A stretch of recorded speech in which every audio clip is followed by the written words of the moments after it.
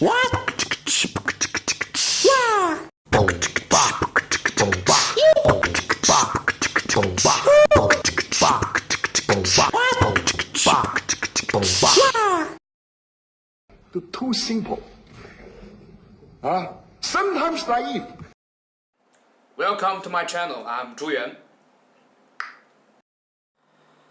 Today I want to talk about something a little bit sharp and sharp. I want to speak of my views about a documentary that called Death by China: How Americans Lost Its Manufacturing Base. And I'm gonna go through deeper about this question.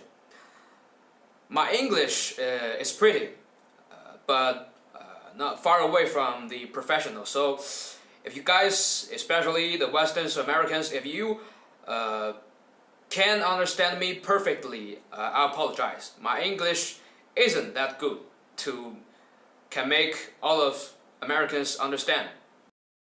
So this documentary is filmed by a book called Death by China: Confronting the Dragon, a Global Call to Action originally.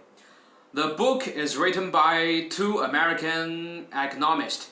One of them is Peter Navarro and Greg Autry. And the Chinese version was published at 2011 in Taiwan, which the place isn't considered as part of mainland China by most Western countries. So this documentary is already shot as a film years ago, but only getting hot recently, especially in Chinese cultural circle. It's kind of interesting, you know. The major point of views of this book, also the documentary, is about talking how China took Americans' manufacturing and the jobs by its unique ways, like how human rights trade of workers, low human rights trade of workers, shrink or cut the cost of governing the environment pollution, make criminal and distant working like slaves, and manipulate currency. By those sneaky ways, Chinese is stealing American jobs, robbed Americans' manufacturing, strangling America into death slowly. You know, at the first place, after I watched this documentary, the first impression is not bad. I mean, well, this is economists hardworking. They use their knowledge, spirit, and energy make that stuff. No matter it's good or bad, we as audience, I think, should be thank that kind of a work. Well, there are many controversial opinions in that documentary. At some part, the spooky music, the emotional description, the horrific pictures, maybe it's a little bit overreacting. Some opinions that I don't agree with, but if any social justice warriors said it's racism, it's offensive, it's did by Donald Trump, well, that's bullshit. It's neither racism nor offensive for Chinese people. You can only at the most say that it's a bad description for Communist Party.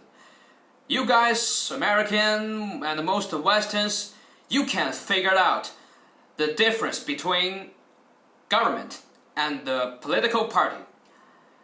I mean, the whole America people doesn't belong to neither Republican Party nor Democratic Party. You Americans know that. But in China, most Chinese people, civilians, citizens, villagers, they don't understand that like you Westerns. Because of many reasons like brainwashing education, information rampart, frantic nationalism. Most Chinese people think the Communist Party is China. The Communist Party is the Messiah, the savior of Chinese people. If there is no Chinese Communist Party, there's no China, there's no Chinese. So as Westerners, as Americans, that kind of a description is very ridiculous, right? So when someone attacking Communist Party, which no matter what kind of a purpose, the foxy Chinese government, aka Chinese Communist Party, they will manipulate his propagandistic machine, infusing false information, misguiding public, and led them to fight against the Westerns. Because there is no independent media in China exist. Like New York Times, BBC, CNN, and the Washington Post.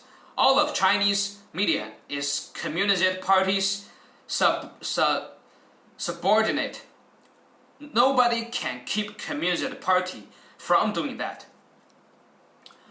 This documentary tells the reason why China is rising up and America is falling down. Because Chinese government is always breaking the rule of WTO, World Trade Organization, which ironically America invited China into this organization. Through WTO and the Chinese broken law behavior, China is sucking blood from America's economy and grow its own economy. Many Americans, politicers, economists think that China can become democratic and play as a positive player by opening its market. Well, the truth is, China did open its market. China did become powerful, and China did make those transnational corporation capitalists richer. But China didn't become democratic. China didn't give its people human rights. China even exploit its people more than the old-fashioned way capitalists did. Yeah, Chinese did become richer than the old days that we didn't join the WTO. Even for most Chinese people, underclass. But the gap between the rich and the poor also became bigger and bigger. The social justice is polluted by the money and the less of moral. So the terrible environment pollution, the rich people, the real beneficial will immigrate to America and Europe with their money, with their dirty money, and their children. But most Chinese people will only live in China with low human rights, terrible environment, and the one-party system. It's unfair. Because you Americans don't care about we Chinese human rights and the survive condition. When Chinese Communist Party is prisoning, torturing, even killing distant, you don't give a shit. When Chinese government knocked down people's building for the economic purpose, you American don't crack down China. When Chinese sweat factories workers are producing cheap toxic products for you American with low human rights and treat like dirt, you don't give a shit. When Falun Gong, Tibet and Uyghur are suffering from Chinese suppression, the Wall Street, the American government don't give a shit. When Chinese need Western's help at the most hard time, you American, you don't help because of your greed, the dark side of capitalism. You betray your own words. Democracy, rule of law, freedom, human rights, I think those are bullshit. Only when your feather is injured, when your human rights and freedom are under threat, you will stand up and fight against. But for the developing country, the third world, those people, you don't give a shit. It's like dog shit. I think that kind of stuff we call karma. You deserve it.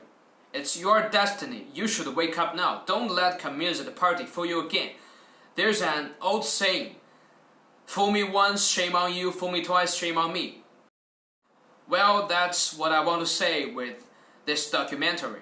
If you like my videos and channel, if you want to focus on me and know more my opinions about China-US relationship, please subscribe.